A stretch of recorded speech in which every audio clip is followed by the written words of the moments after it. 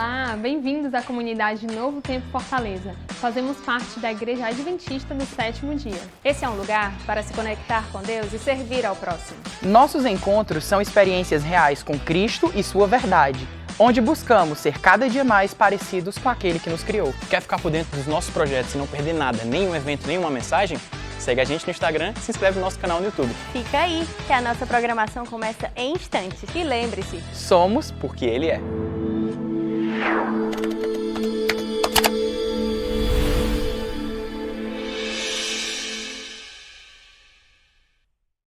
Bom dia, né? Feliz sábado e feliz Dia dos Namorados, né?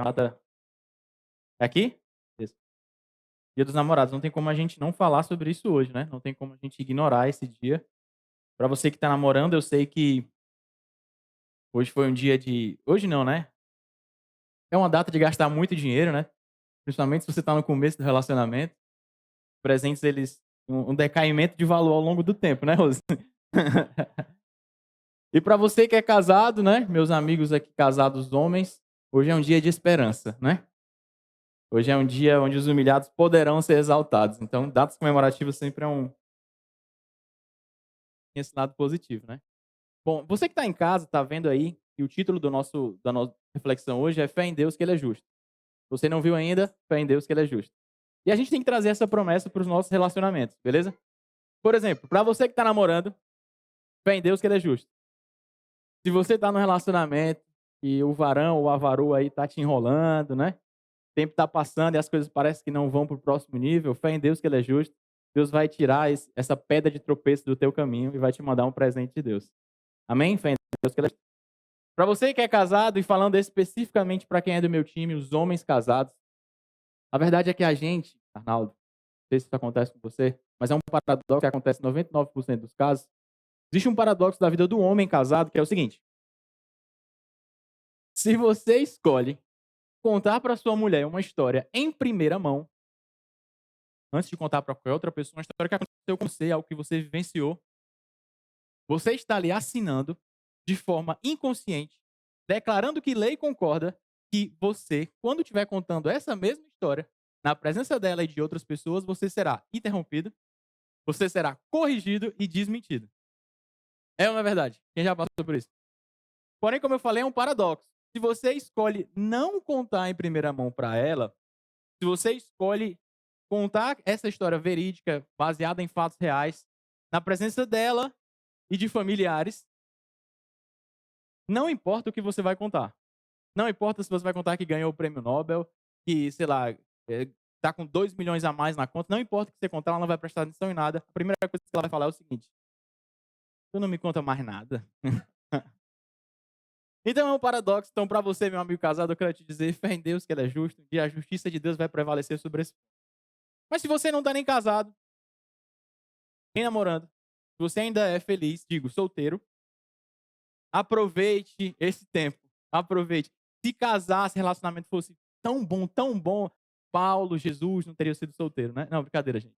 Casem, é bom. Tá aqui minha esposa que não me deixa mentir. Nunca, em nenhuma situação, assim, sempre tá lá.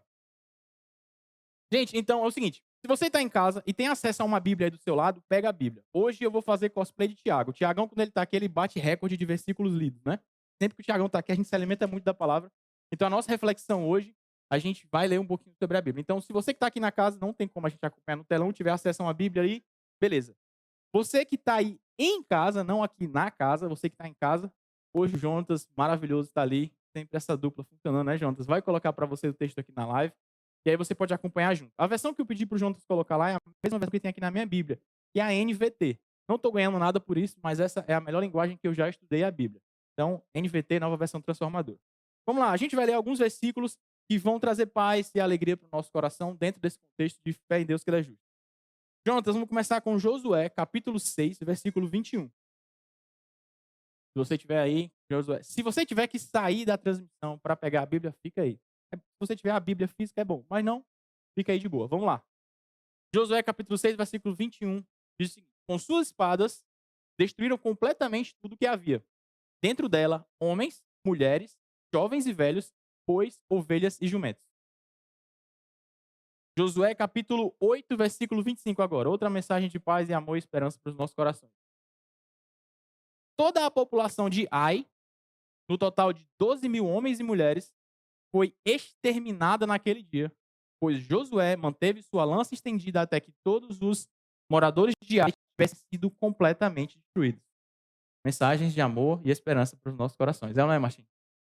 Mais um texto. Josué capítulo 11, versículo 15. Para não ficar na dúvida aqui que Josué tomou essa decisão unilateral, ele decidiu fazer isso tudo. Conforme o Senhor, Josué capítulo 11, versículo 15. Conforme o Senhor havia ordenado ao seu servo Moisés, também Moisés ordenou a Josué, e ele obedeceu fielmente a todas as ordens que o Senhor tinha dado a Moisés. Ou seja, o que Josué fez nesses versículos anteriores que a gente leu, era a ordem de quem? Moisés, que é a ordem que veio de Deus. Ou seja, quando ele matou e dizimou toda a população de Jericó, quando ele matou homens, mulheres, crianças, bois, ovelhas, jumentos, de Ai, ele estava fazendo o quê? Seguindo as ordens de quem? Mais um texto de paz e esperança, Jonatas. 1 Samuel, capítulo 15, versículo 3. Todo mundo está ficando bastante animado com o texto que a gente está lendo aqui. Agora vá e destrua completamente a nação amalequita. Homens, mulheres, crianças. Olha essa passagem como é pesada. Recém-nascidos, gado, ovelhas, camelos e jumentos. O legal é que versículos antes ele fala assim: poupe as árvores. As árvores fizeram alguma coisa de mal? As árvores poupa, mas criança recém-nascida passa a faca. Gente, quando a gente... Não sei se vocês já pensaram isso. Quando você vê textos assim, e alguém já deve ter te perguntado isso, principalmente alguém que não é cristão, por que Deus mandou matar nessa situação, Ítalo, né? Por que Deus mandou matar? A gente costuma fazer com Deus uma coisa chamada de passar o pano, né? Se você tem mais de 35 anos, talvez você não esteja familiarizado com essa expressão passar o pano, certo? Não é, Luiz, aquilo que a gente faz quando a gente quer favores em troca da esposa. A gente está falando de passar o pano aqui nessa situação é Deus, né? Tinha um motivo, né, Diego? Deus sabe de todas as coisas. Deus é onipotente, onisciente, onipresente. Vamos passar o pano. Quando a gente olha para essa situação, a gente não costuma chamar de massacre, de genocídio, mas quando a gente fala de Estado Islâmico, massacre, genocidas, extremistas. Quando a gente fala de Hitler, massacre, genocida. General Lin, eu esqueci o nome agora. Beleza, aquele general lá chinês que decepou a galera também. Massacre, genocida, né? Bolsonaro não compra vacina? Massacre, genocida.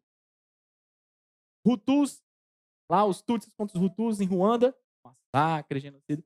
Quando é para Deus, quando é com Deus, a gente faz o que, Rafa? A gente passa o pano. A gente...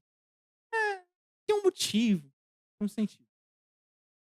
Essas são passagens que eu escolhi, mas vão ter outras passagens com essa mesma pegada aí na Bíblia, tá? A gente vai focar um pouquinho nessa e eu queria convidar vocês para juntos a gente ter todas as ferramentas possíveis para analisar e entender esse texto de uma maneira sincera. Não estou aqui para passar pano, não sou advogado de Deus, certo? Eu estou aqui para a gente fazer uma análise sincera desse texto, beleza? Então vamos começar com o primeiro ponto. Todo texto precisa de um contexto. Vamos começar com o contexto. Diegão, acho que ele leu o meu sermão porque ele já usou a passagem bíblica que eu ia usar, né? Então vamos em Gênesis capítulo 12, Jonatas, por favor.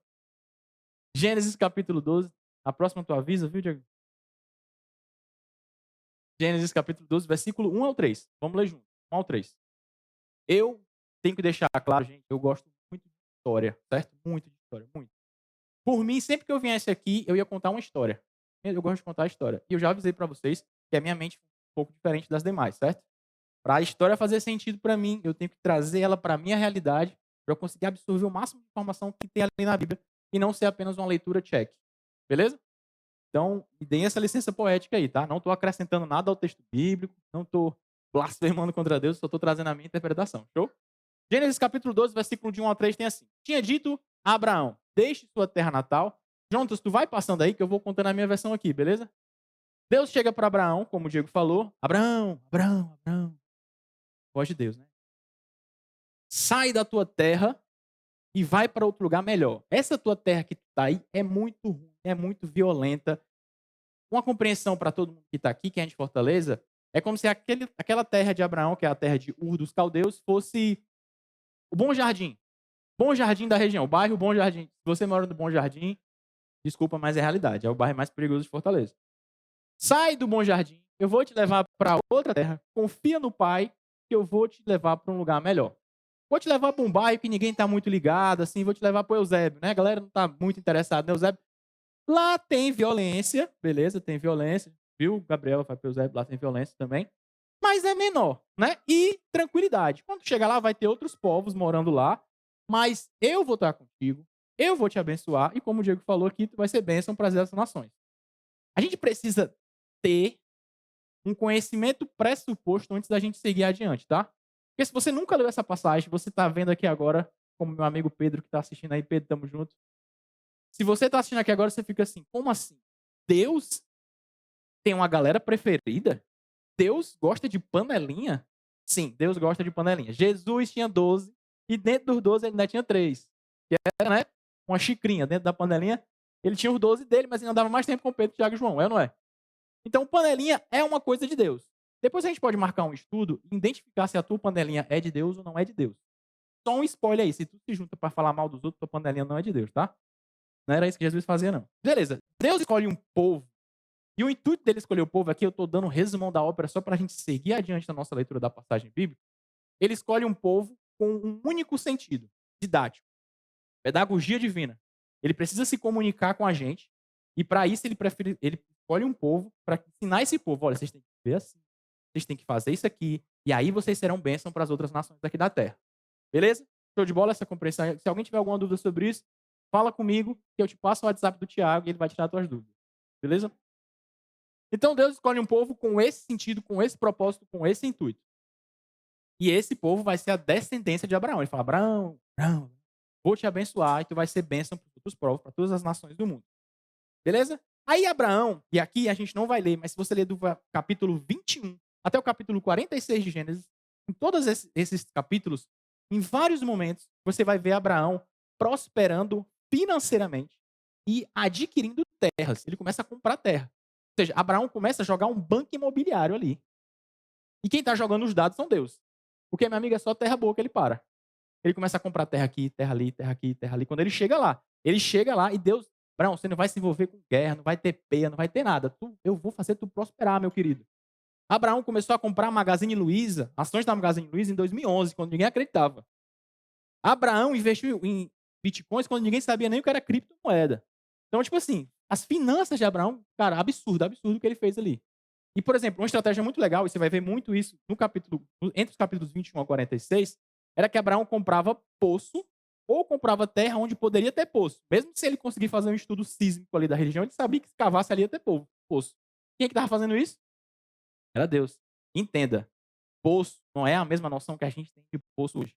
Fazendo uma analogia, se o automóvel deles era camelo, o poço era o posto de gasolina, exatamente. Ou seja, o cara tinha que daqui para Sobral, não dá para ir com um tanque só, né?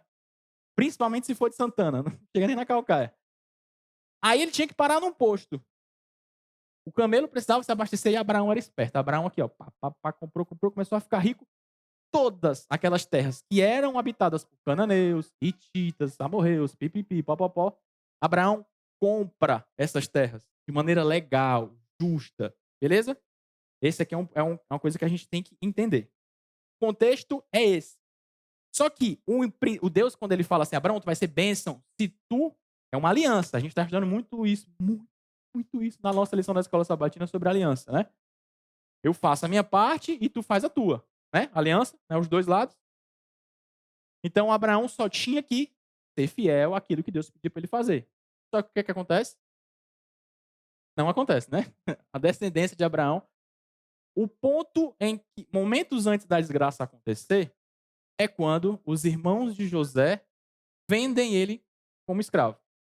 José é descendente direto de Abraão, beleza?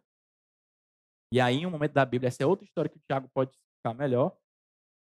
Ele é vendido. Ele ganha na verdade, assim, ele ganha uma túnica. Aí os irmãos deles falam: essa túnica não está na tua paleta de cores. Tira essa túnica, né? Aí, enfim, dá uma confusão por causa dessa túnica. Eles vendem o irmão dele. Deus nunca quis que isso fizesse parte do plano dele. Ele não queria, ele não contava com isso. Não fazia, não. Eu quero que José sofra pra caramba. Eu quero que José seja escravo, seja preso. Isso faz parte do propósito de Deus. Deus quer fazer você sofrer para lá na frente você ganhar. Não, não é parte do propósito dele. Ele não quer isso. Quando a gente sofre nessa vida, é por escolhas. Às vezes nós, às vezes dos outros, são escolhas. E nesse caso, o pobre do José não fez nada, né? Foi escolha dos irmãos dele, né? E do pai dele que escolheu uma túnica que não combinava com a paleta de cores dele. Ele é vendido como escravo. E aí ele vai para o Egito. E aqui um parêntese gigante. Coisas ruins vão acontecer na minha vida e na tua vida. E não é propósito de Deus. Porém, dessas coisas ruins, Deus pode tirar a bênção. Amém? Ele é vendido, chega no Egito. E aí você conhece a história. Ele se torna o segundo no poder lá do Egito. Depois do faraó, quem mais mandava era ele. Mais do que a esposa do faraó. Isso é raro. E aí, chega o momento da seca. E os irmãos e a família de José vão para onde? Sai da terra prometida e vão para o Egito. Sai da terra que era comprada, que era herança deles, que era direito deles, e vão para onde? Para o Egito.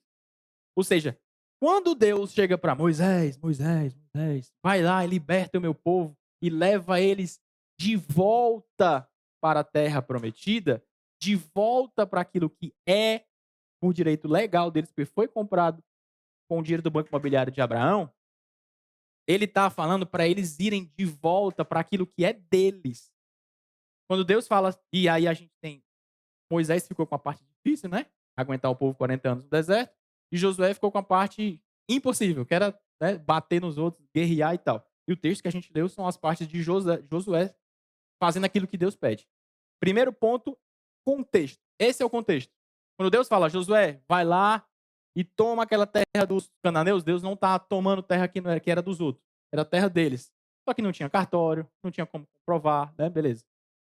Felipe, eu entendo o contexto, mas a gente está falando de matar criancinha, de matar recém-nascido. A gente está falando de Deus mandando matar. Calma. Vai dar certo. Eu não estou aqui para ser advogado de Deus. Eu quero que você tenha todas as ferramentas possíveis para entender essas passagens, beleza? Primeiro ponto, contexto. Segundo ponto, a gente precisa entender que a Bíblia foi escrita num idioma que não é o nosso. Especificamente essas passagens que a gente leu foi hebraico. Eu não sou um especialista em línguas, certo?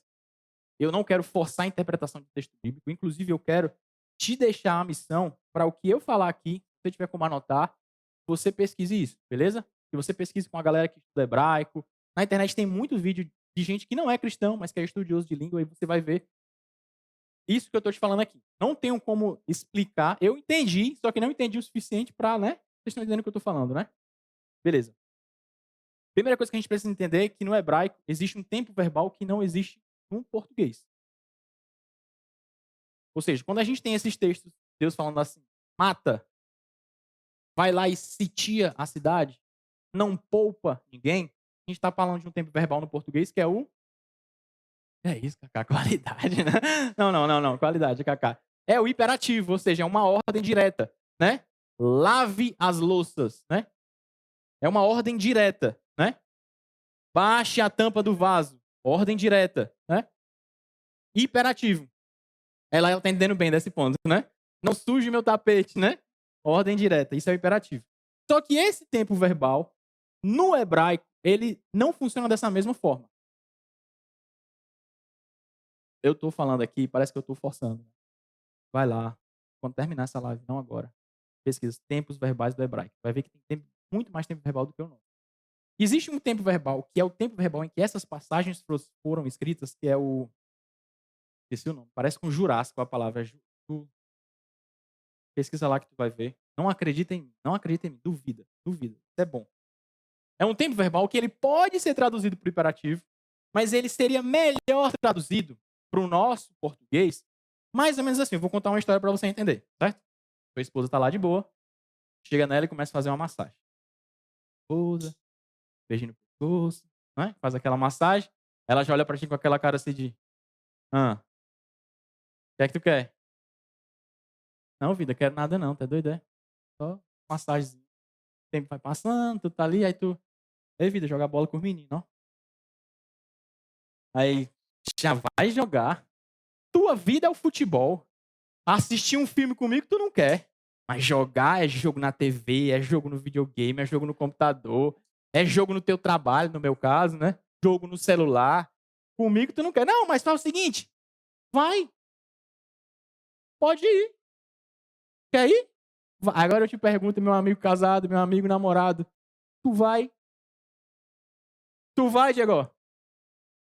Esse seria a melhor tradução desse tempo verbal. Deus está dizendo para o povo assim, olha, vocês ofereçam um acordo de paz. Em alguns momentos ele oferece. Em outros momentos ele fala assim, nem ofereça um acordo de paz para esse povo aí. Em alguns momentos ele oferece. Se eles não quiserem, vocês podem sitiar. Vocês podem matar. Estão entendendo a diferença aí do tempo verbal? Não é uma ordem direta. Deus está dando a possibilidade daquilo acontecer. Felipe, nossa, muito legal essa aula de hebraico, mas tu está me dizendo que o Deus de amor, o Deus criador, está dando a possibilidade de matar um bebê igual o Levi, recém-nascido? Estou trazendo as ferramentas, beleza? Vai interpretar junto. Primeira coisa do hebraico que a gente precisa entender, tempo verbal. Segunda coisa do hebraico que a gente precisa entender, e aqui não é nem do hebraico, aqui é de todas as linguagens. Existem as figuras de linguagem. É ou não é? Hipérbole, metáfora, analogia. Na Bíblia a gente tem muita metáfora que são através das parábolas, por exemplo. Mas aqui a gente tem um tempo verbal que a maioria dos comentaristas sérios da Bíblia concordam que nesses textos eles estão utilizando da hipérbole. Certo? A gente teria que ter muito mais tempo para fazer essa comparação. No próprio livro de Josué você vai ver isso acontecendo. Vai ter uma passagem de Deus falando assim, Josué escrevendo, dizendo que Deus disse para ele, Josué, vai lá e mata todo mundo do Conjunto Ceará. Exemplo. Mata todo mundo do Conjunto Ceará. Aí alguns capítulos na frente, Deus de novo está falando com Josué. Josué, temos problema com as pessoas do Conjunto Ceará. Puxa, mas não tinha matado todo mundo? Era para ter sobrado alguém do Conjunto Ceará? Ou ele pegou a Topic 13 e foi para a Barra do Ceará e se escondeu lá? Não era para ter ninguém mais, não é isso? A gente tem aqui uma hipérbole. Ele está dizendo, olha, não poupa ninguém. Mata até as crianças de colo. É tipo a minha esposa falando assim, tu nunca lembra deixar a tampa do vaso baixada. Nunca lembra. Não é possível que pelo menos uma vez eu não tenha lembrado, né? Uma vezinha. Principalmente quando eu fazer o número 2. Eu não vou terminar e vou levantar, né? Então, pelo menos uma vezinha ficou baixada. Ou então eu falando pra ela, meu Deus, eu nem lembro quando foi a última vez que a gente namorou. Nunca mais a gente teve um momento nosso. Nunca mais, nem lembra. Claro que é um exagero, claro que é uma hipérbole. E aqui a gente está falando dessa linguagem que ele está utilizando. Olha, não poupa ninguém. Mata todo mundo, entendeu? Então a gente tem contexto. A gente tem... A galera pegou a referência lá do Hermanoteu, né? A galera pegou a referência do Hermanoteu lá. A gente tem o tempo verbal e a gente tem figuras de linguagem, certo? Felipe, muito legal, muito massa, mas isso não alivia nem um pouquinho o fato de matar crianças de colo, de Deus deixar matar mulheres e crianças. Parênteses aqui, eu sempre fico muito incomodado quando eu vejo nas histórias, porque em todas as catástrofes, nós somos discriminados, nós homens. Tá afundando o Titanic, Martinho, o que é que eles falam? Salvem. Triste, muito triste isso. Gente, é claro, isso tá certo, tá? É só um parênteses aqui. Beleza. Pegamos isso aí, né? Mas ainda não é o suficiente. A gente precisa de mais coisas para analisar esse texto. As pessoas morreram. Foram dizimadas. Houve sim genocídio ali. Isso aqui, o que a gente viu até agora não explica nada disso. Só ajuda a gente a entender. Terceiro ponto, e eu preciso muito que vocês entendam esse terceiro ponto, ele é muito importante, se chama cultura. Eu não sou sociólogo, eu não sou filósofo. Na verdade, eu sempre tive muita dificuldade com essas duas matérias na faculdade, no colégio. Mas se a gente tivesse que definir aqui, Israel, o que é cultura? Rapidinho aqui a gente chegava numa definição simples da gente entender, né?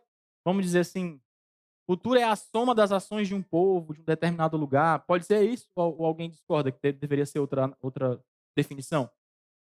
Por exemplo, vou dar um exemplo aqui. Jogador de futebol tem uma cultura muito diferente da nossa. Eu trabalho com futebol. Os caras chegam no treino vestido como se fossem para o shopping. Para mim isso não faz sentido nenhum, mas acontece. Os caras vão com bermudinha jeans, camiseta da largadona, chinela, né? Aí ele chega no treino, veste roupa de treino e vai embora exatamente como ele chegou, com a roupa de ir para o shopping. Não faz sentido o cara chegar a isso. É uma coisa que não faz. Tu vai pro teu trabalho vestido como se fosse pro shopping, a não ser que tu trabalhe no shopping, né? Trabalhar no shopping, aí tu vai com roupa de shopping. Por exemplo, outra cultura... Foi estranho isso, né, Lu? É porque a Lua trabalha com roupas, realmente. Definir o que é uma roupa de ir pro shopping é diferente, né, Lu? Difícil. No Maranhão, especificamente em Imperatriz, a gente não tem esses carrinhos de tapioca que tem aqui de manhã cedo, né? Parada de ônibus, tem as carrinhos de tapioca. Lá é carrinho de panelada. A galera de manhã cedo, é ou não é panelada lá? A galera come panelada de manhã cedo no lugar da tapioca. Você que é aqui do Ceará, parece uma coisa normal isso? O cara se encher de tripa de boi 8 horas da manhã. Lá é comum, é cultura. Messias era um dos que mais comia, inclusive.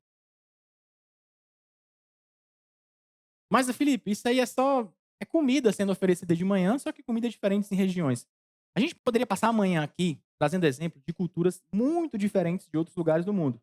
Por exemplo, um amigo meu falou, um amigo meu que não é daqui, não é brasileiro, ele falou que é muito estranho o brasileiro colocar o papel higiênico no cestinho para depois jogar fora. Lá é mais comum o cara joga na descarga e manda embora direto ali, o vaso. Pra você não ficar juntando. Ele fala, né? Isso é muito anti-higiênico, você fica juntando ali, né, os restos e tal. Enfim, pra eles isso é muito nojento. E aí, a gente tem um ponto aqui que você precisa entender junto. Nem todas as culturas devem ser entendidas, aceitas e podem ser perpetuadas.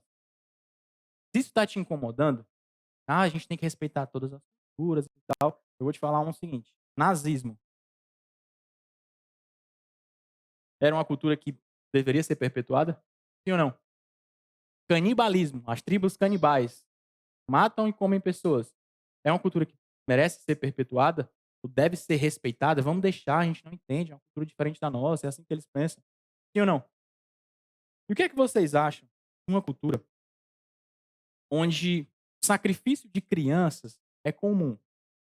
Onde o sacrifício de criança é regulamentado. Você pode sacrificar cortando a cabeça, você pode sacrificar tacando fogo nela viva. O que é que vocês acham de uma cultura dessa? O que é que vocês acham de uma cultura onde o culto, a maneira que eles se reúnem para adorar o Deus deles é uma orgia? É todo mundo com todo mundo, ninguém respeita ninguém. O que é que vocês acham de uma cultura assim? O que é que vocês acham de uma cultura onde a pedofilia faz parte, onde todas as formas de amar são válidas? A pedofilia, o incesto, relacionamento com pai, filha, filho, irmão, tudo. O que é que vocês acham de uma cultura assim? É uma cultura que deve ser respeitada e vamos deixar, é cultural, que pode ser perpetuado. O que é que vocês acham? Sim ou não? Bom, se você é uma pessoa séria, é claro que sexo com animais, bestiofilia, regulamentada por essas culturas. O que é que vocês acham? Regulamentado no seguinte, assim, ó, com porco não pode fazer, mas com cavalo, com jumento, você pode fazer, oferecer a sua esposa. O que é que vocês acham de uma cultura assim? Eu estou citando aqui apenas a cultura dos cananeus e dos hititas. Se você não acredita no que eu estou te falando, tem 2 caminhos para você acreditar. Quer dizer, eu vou te dar os fatos. Se você vai acreditar ou não, é seu. Primeiro, você pode pesquisar o argumento histórico-cultural. Dá uma pesquisada e bota no Google. Lei dos hititas, hititas com H. Especificamente a lei 199 é a que mais me chama a atenção, que é essa que fala que você pode fazer sexo com cavalos e jumentos, mas não com porcos, por exemplo. Ele regulamenta a bestiofilia. Os cananeus são o povo, é o povo que mais é encontrado artefatos de demonstração de culto, onde as orgias eram comuns. Onde existia uma regulamentação ali, ó, você pode fazer com a mãe e a filha ao mesmo tempo, mas não pode com a mãe, com a filha e com o pai, entendeu? Ou seja, era comum, era a adoração deles. Sacrificar crianças era a adoração deles. Esse é o argumento histórico. E o outro argumento é Bíblia. É Bíblia. João, se prepara que a gente vai ler uns versículos aí. O livro de Levítico, ele é escrito para o povo de Deus quando o povo de Deus saiu do Egito. E aí ele está perto desse povo, certo? O livro de Levítico, ele parece o André Valadão respondendo caixinha de perguntas, entendeu? É todo o tempo Deus falando, não pode fazer isso. Não pode fazer isso aqui. Gente, vocês são crentes, não. Gente, não é pergunta que se faz. Já ouviu a expressão, se tem placa é porque tem história? Já ouviu essa expressão? Alguém já ouviu essa expressão? Por exemplo, eu já fui num restaurante que tinha assim, proibido urinar na pia. Todo mundo sabe que né, não é para urinar na pia, mas se tem placa, é porque tem história, entendeu? Ou seja, se está no livro de Levíticos e Deus, eu quero que o Jonas abra em Levítico capítulo 18, se você puder abrir Levítico capítulo 18, versículo 1, Então o Senhor disse a Moisés: dê as seguintes instruções ao povo de Israel. Eu sou o Senhor, seu Deus, identificou. Portanto, não se comportem como o povo do Egito, onde vocês viviam, nem como o povo de Canaã, para onde estou os levando. Deus já está avisando, ó, gente, você chegar lá, o povo lá é tenso, certo? Então eu vou dizer para vocês aqui, eu vou colocar umas placas, certo? E quando você chega lá, vocês vão ver que tem história. Eu já vou colocar algumas placas. Não imitem o estilo de vida deles. Eu quero começar no 7, Jonas. Se você ler do 7 até o final do versículo, é só Deus dando instrução de coisas que eu, pelo menos, nunca acho. Não desonre o seu pai tendo relações sexuais com sua mãe. Ela é sua mãe. Não tem relações sexuais com ela. Precisava de uma placa dessa? Mas se tem placa, não tenha relações sexuais com nenhuma das esposas do seu pai. Por isso, desonraria o seu pai. Não tenha relações sexuais com sua irmã, sua meia-irmã, filha de seu pai ou de sua mãe. Nascida de outra casa. Cara, se você continuar, é nojento pensar que essas coisas acontecem. Isso era a cultura dos cananeus. Cultura daquele povo onde está vendo. Jonas, versículo 21, por favor. Desse mesmo capítulo. E nessas ordens aí, Deus respondendo as histórias do povo. Não permita que nenhum de seus filhos seja oferecido como sacrifício a Moloque. Sacrifício a Moloque é decapitar a cabeça da criança, viu, Martim? Aí eu te pergunto, uma cultura dessa deve ser respeitada?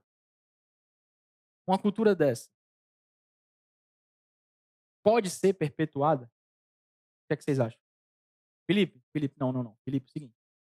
Se a gente vai para esse lado aí, a gente tem que matar quem faz o que está errado, irmão. Aí é loucura, né? Cadê a chance cadê a misericórdia? Não. Isso aí não faz sentido não, Felipe. Matar crianças. A gente vai falar sobre outro ponto mais na frente, mas pesquisa na internet. William Foxwell Albright, humanista, não é cristão. Ele falando lá numa conferência explicitamente sobre os cananeus. Ele diz a seguinte frase que me chamou muita atenção. A extinção dos cananeus foi um favor para o mundo feito pelos israelitas. Sua cultura tão doentia não poderia ser perpetuada. Como é que ficava a cabeça de uma criança vendo o pai estuprando a irmã, ou decapitando a irmã, ou o pai abusando ela, ou o tio abusando ela, ou todo mundo. Como é que ficaria a cabeça dessa criança? Já parou para pensar nisso? Mas é criança.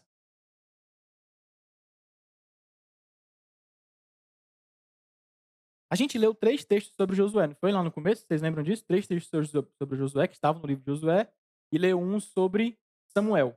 Foi? Eu nem lembro. Sobre Samuel. Eu estou explicando aqui o contexto de texto de Josué, tá? Sobre esse texto de Samuel, a gente tem um paralelismo ali muito interessante, muito legal, que é exatamente o que Deus faz com Abraão e Isaac. Deus chega para Abraão e fala, né? Sacrifica o teu único filho, né? Oferece ele em sacrifício. E Deus faz isso para quê? Para provar a fé de Abraão. Deus faz exatamente a mesma coisa com Saul. Fala, Saul, vai lá nos amalequitas e mata todo mundo. O que é que Saul faz? Ele não mata, né? Quando Abraão vai matar Isaac, Deus intervém. E aqui eu tenho uma certeza de que se Saul fosse matar as criancinhas que Deus mandou matar, Deus teria intervido. Porque aquele é um paralelismo, uma história que é exatamente a repetição da outra.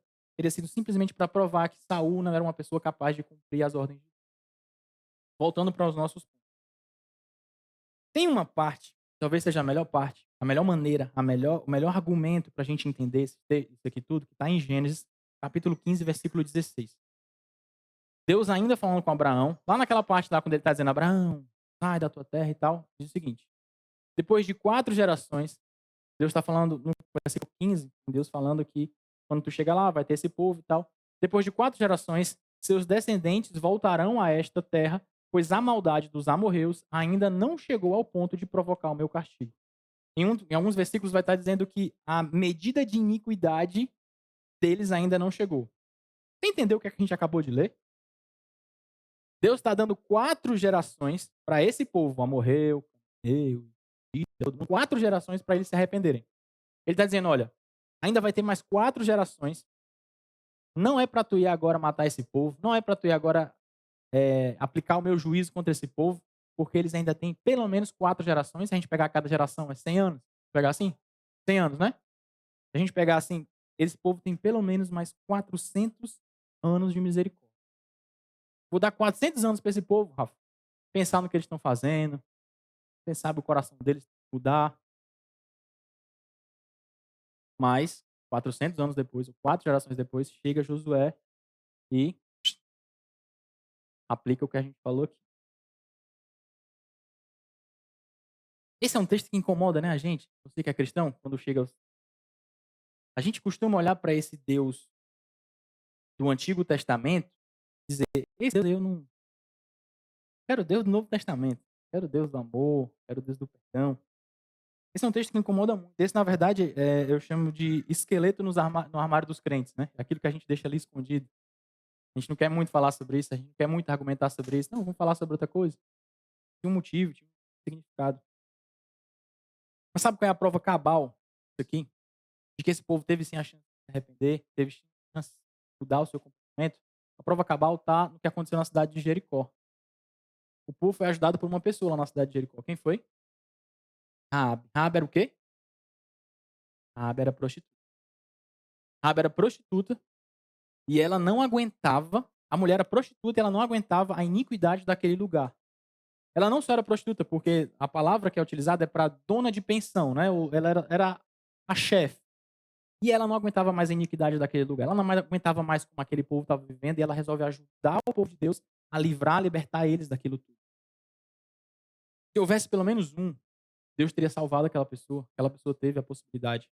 Raabe não é só salva, ela é tão salva, vamos dizer assim, que ela faz parte da linhagem de quem? De Jesus. A árvore genealógica dela chega até Jesus, ou seja, se houvesse pelo menos um, se houvesse uma chance de uma criança daquela se arrepender, mudar o comportamento, ou de não perpetuar aquela maldade, aquela iniquidade, Deus teria poupado aquele povo. O grande problema é que a gente costuma separar. Uma frase que me deixa muito incomodado. Deus é amor, mas também é justiça. A gente coloca um mais ali.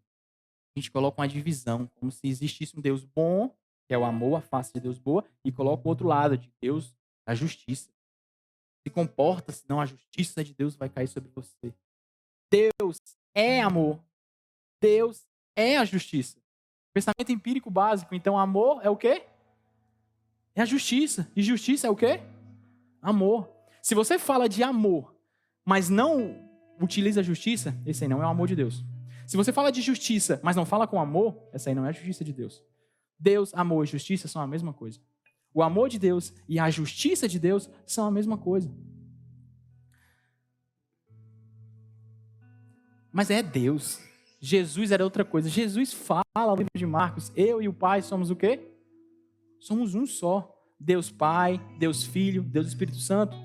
É o mesmo. O Deus do Antigo Testamento é o Deus do Novo Testamento. A palavra misericórdia, quando ela está atrelada ao ato de Deus, ela aparece na Bíblia 70% das vezes no Antigo Testamento. A mesma quantidade que se fala de amor no Novo Testamento é proporcional à mesma quantidade que se fala de amor no Antigo Testamento. E quando se fala do juízo de Deus, sabe qual é o testamento que ganha? O Novo. O Novo fala muito mais sobre o juízo de Deus, sobre a ira do Cordeiro, do que o Velho Testamento. O problema é que o cristão pós-moderno resolveu baratear a graça. Resolveu fazer da graça uma graça barata. Resolveu dizer assim, olha, e eu quero dizer que isso é verdade, você não precisa fazer nada para ser salvo. Nada, nada, nada que você vai fazer. Não precisa mudar nada, não precisa fazer nada. Deus te ama, Deus vai te salvar. É verdade. Isso é verdade. Mas essa graça foi paga com o quê? Com o sangue do Cordeiro, com o sangue de Jesus, com a vida do Filho de Deus. Olha o tamanho do presente que Ele te deu. Amor e justiça, juntos. Se Ele te salva, se Ele te alcança mesmo no fundo do poço, não é para tu continuar no poço. Deus te alcança lá no fundo do poço. Meu filho, eu te amo, eu quero fazer o quê? Te tirar daí. Agora, se Jesus me ama, mesmo aqui no fundo do poço, Ele me aceita, Ele me salva. É verdade. É verdade, você tem a possibilidade. Agora, tu vai decorar o poço? Se acostumar com o poço, ficar no poço, botar um quadrinho ali no poço, pintar, ladrilhar o poço. Deus quer te tirar do poço. Felipe, o que eu preciso fazer para ser salvo é só dizer sim, eu aceito a graça. Tá certo, não tá errado. Mas como é que tu diz isso? Tu diz isso só falando? Faz a comparação com o teu casamento. É só quando o pastor fala na riqueza, na pobreza, na saúde, na doença. Aí tu diz sim, pronto, resolveu, tá matado o casamento? Ou é todos os dias uma decisão de respeitar o teu parceiro, de servir o teu parceiro, de fazer ele feliz, de entender as necessidades dele? Não é todo dia? Não é com as nossas atitudes que a gente mostra para o nosso parceiro que a gente ama ele? Então por que com Deus é só dizer eu te amo e não mudar as nossas atitudes? Tem uma frase muito legal do Rodrigo Silva que ele fala assim, que qualquer ensino sobre salvação que não transforma a sua vida não é ensino bíblico, não é ensino de Deus. Isso não é de Deus. A gente precisa entender a justiça de Deus. Talvez a melhor comparação que eu possa fazer nessa manhã é o relacionamento de pai e filho. Todo mundo aqui é filho, pelo menos, né? Alguns são pai, mas todo mundo aqui é filho. Sabe quando teu pai ou tua mãe te coloca de castigo? Sabe quando teu pai ou tua mãe te faz sofrer as consequências de alguma coisa que tu fez, que eles te pediram para não fazer? Eu nunca fui pai, mas eu tenho uma fé de que a minha mãe nunca sentiu prazer em me bater e me castigar. Aquilo era doloroso para ela. Só que eu precisava daquilo. Precisava daquilo para amadurecer, precisava daquilo para crescer. Eu precisava daquilo porque era a demonstração de amor dela através da justiça. Amor e justiça são a mesma coisa.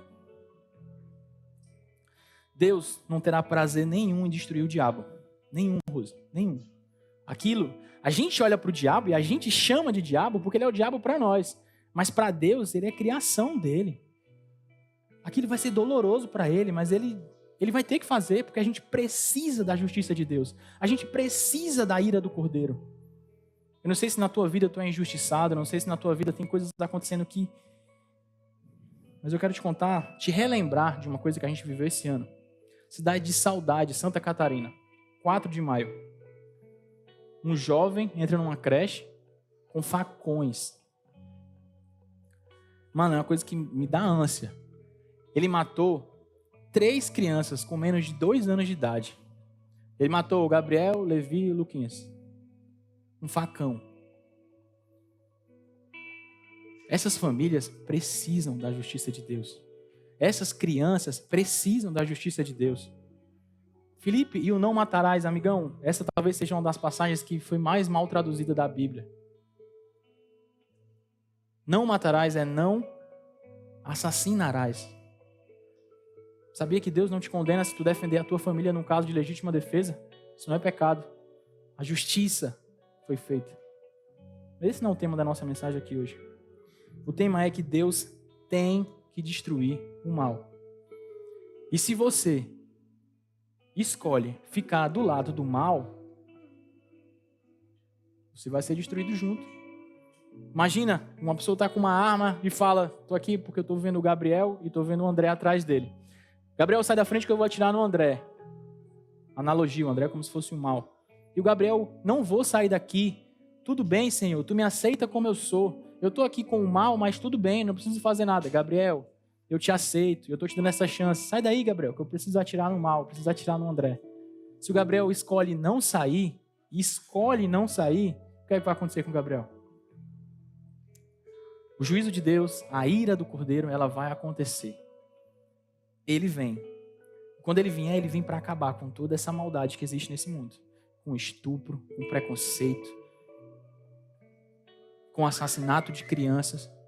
Ele vem para fazer a justiça prevalecer. A justiça pelas milhares de famílias de Auschwitz que perderam familiares naquele genocídio. A justiça de Deus precisa prevalecer.